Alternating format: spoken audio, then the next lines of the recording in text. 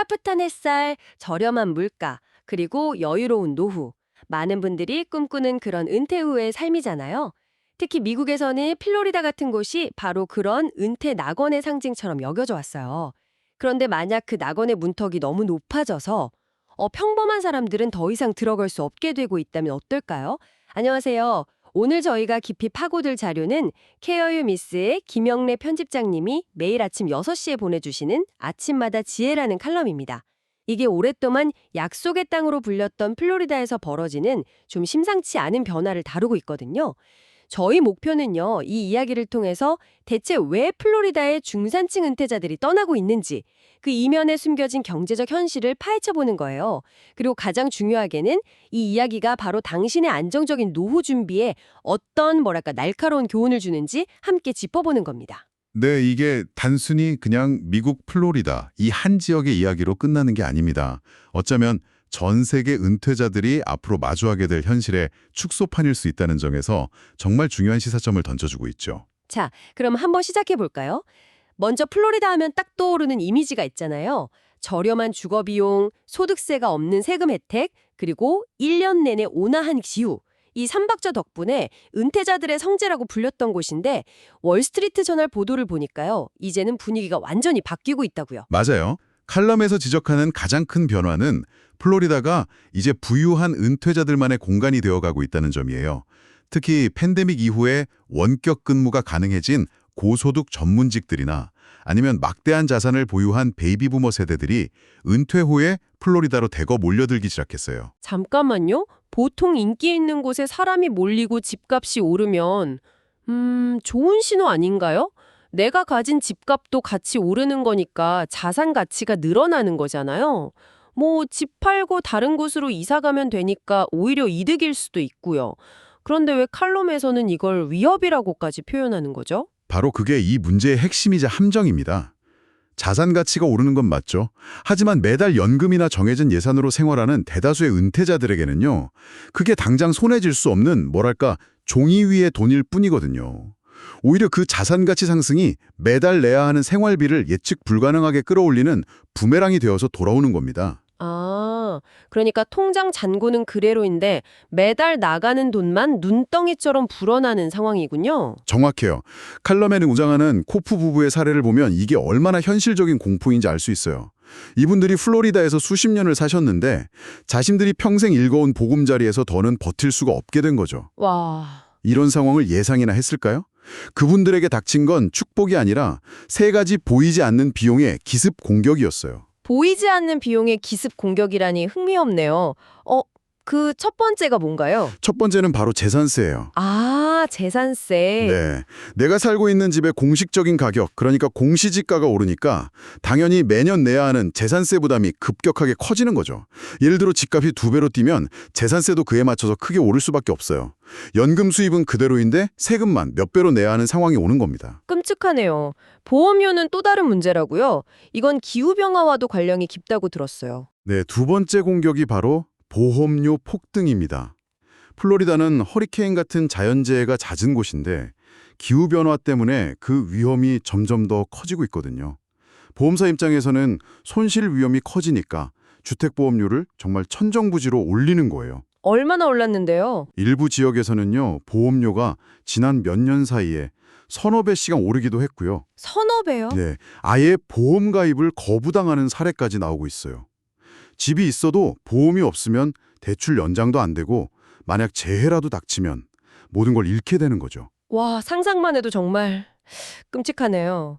매달 들어오는 돈은 거의 정해져 있는데 세금이나 보험료 같은 고정 지출이 그렇게 예측 불가능하게 늘어난다면 은퇴 생활의 안정성이 정말 뿌리부터 흔들릴 수밖에 없겠어요. 그리고 마지막 세 번째 기습이 남아 있습니다. 또 있나요? 네, 바로 유지보수 비용의 증가입니다.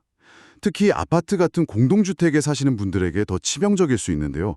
최근 플로리다에서 대형 콘도 붕괴 사고가 있었어요. 아, 저도 뉴스에서 본 것 같아요. 네, 그 이후로 건물 안전 규제가 대폭 강화되면서 낡은 건물들은 대규모 수리를 의무적으로 해야 하는 상황에 처했어요. 갑자기 수리비로 몇 천만 원을 내라는 통보를 받을 수도 있다는 거군요. 맞습니다. 특별보가금이나 대규모 수선충당금 같은 명목으로요.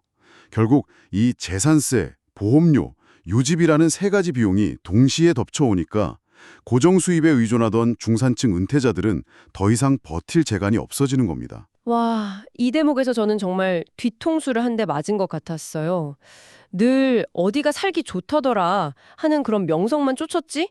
그 명성 자체가 오히려 내 발목을 잡는 덫이 될 수 있다는 생각은 한 번도 못 해봤거든요. 김현애 편집장님이 칼럼에서 강조하는 핵심 교훈이 바로 그겁니다. 영원히 저렴하고 안전한 곳은 없다는 이 냉정한 현실을 직시해야 한다는 거죠. 과거의 데이터나 살기 좋다는 막연한 평판에만 의존해서 세운 은퇴 계획은요, 이렇게 급변하는 경제 상황 앞에서 너무나 취약할 수밖에 없어요. 결국 어떻게든 되겠지라는 막연한 희망이 가장 위험한 적이네요. 그렇다면 이 모든 게 대체 우리에게 무엇을 의미할까요? 결국 최악의 상황까지 고려한 아주 보수적인 현실인식이 필요하다는 거군요. 네, 맞습니다. 장밋빛 미래에 대한 기대보다는 철저하고 방어적인 자세가 중요해요. 은퇴 설계라는 게 희망사항을 나열하는 게 아니라 현실의 위험을 어떻게 관리할 것인가에 대한 계획이니까요. 그래서 칼럼은 이 냉정한 현실을 바탕으로 우리가 지금 당장 점검해봐야 할 세 가지 구체적인 행동 지침을 제안하고 있어요. 당신의 은퇴 계획을 다시 한번 점검해 볼 수 있는 아주 중요한 기준점이 될 겁니다. 네, 듣기만 해도 정신이 번쩍 드는 조언들인데요. 자, 그럼 당신이 지금 당장 점검해봐야 할 세 가지 대비책, 그 첫 번째부터 살펴볼까요? 자산과 현금 흐름의 냉철한 재평가네요. 첫 단계는 내 경제적 체력을 아주 객관적으로, 심지어는 좀 비관적으로 파악하는 거예요. 현재 내가 가진 자산으로 앞으로의 물가 상승, 예상치 못한 의료비, 그리고 방금 이야기한 주거비용 증가를 정말 감당할 수 있는지 아주 보수적으로 계산해 봐야 합니다. 보수적으로라는 말이 핵심이겠네요.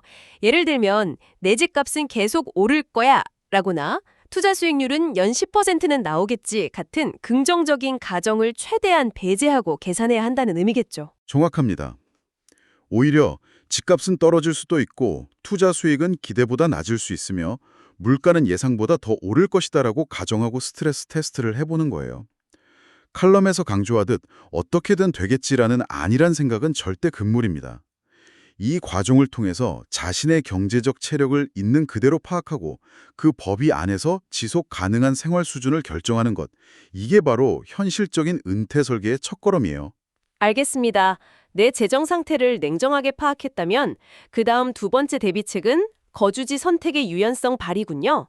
모두가 선망하는 인기 지역만이 정답은 아니다 이런 거네요. 그렇죠. 은퇴 후 삶의 질이 거주지의 브랜드 가치로 결정되는 건 아니니까요. 사실 인기 지역은 필연적으로 높은 비용과 경쟁을 쏘아내요. 내 경제 상황에 맞으면서도 필수 의료 서비스를 받기 편하고 또 심리적 안정감을 주는 실속 있는 대안 지역을 고민하는 지혜가 필요하다는 겁니다. 아까 말씀하신 코프 부부가 바로 이 선택을 한 거잖아요. 플로리다를 떠나서 엘라베마로 이주했다고요.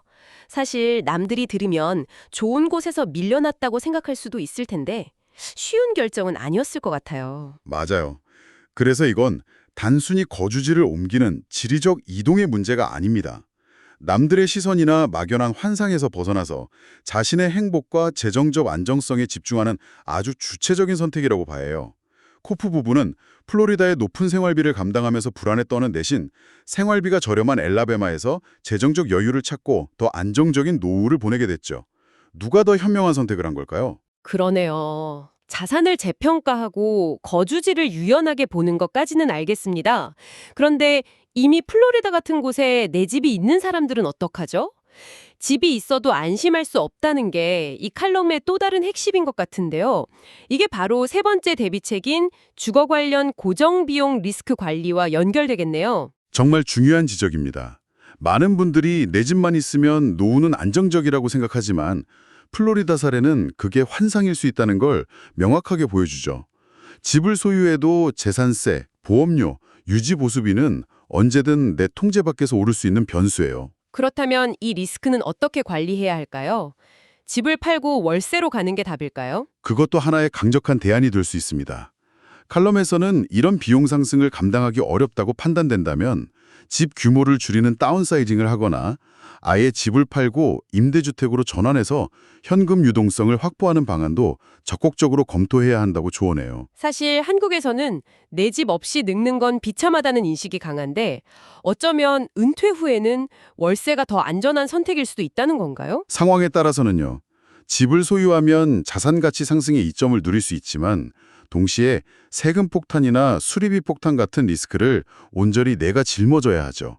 반면에 임대로 살면 이런 예측 불가능한 거액의 지출로부터 자유로워질 수 있어요. 매달 나가는 월세는 고정되어 있으니 재정 계획을 세우기도 훨씬 수월하고요. 결국 핵심은 소유 자체가 아니라 변화하는 환경에 맞춰서 지속 가능한 주거를 어떻게 유지할 것인가, 여기에 대한 유연한 고민인 셈이죠. 우리 김영재 편집장님의 칼럼을 통해 살펴본 플로리다의 이야기는 정말 비단 먼 나라 얘기가 아닌 것 같아요. 저희 부모님도 늘 나중엔 공기 좋은 시골 가서 살아야지 하시는데 오늘 얘기를 들어보니 그 시골의 재산세나 의료 접근성은 따져보셨는지 갑자기 걱정이 되네요. 아주 현실적인 걱정이죠. 한국도 특정 지역으로 은퇴 인구가 몰리면서 비슷한 현상이 나타날 수 있거든요. 오늘 나눈 이야기의 결론은 명확합니다.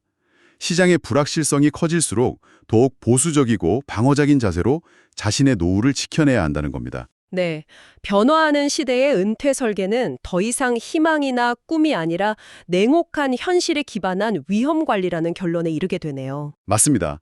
철저한 준비와 냉정한 현실 인식이 흔들리는 경제 환경 속에서도 품위 있고 안정적인 노후를 보장하는 유일한 길이라는 점을 꼭 기억해야겠습니다. 오늘 이야기는 주로 재정적, 물리적 대비에 초점을 맞췄는데요. 여기서 한 걸음 더 나아가 이런 질문을 던져보면서 마무리하면 어떨까 해요.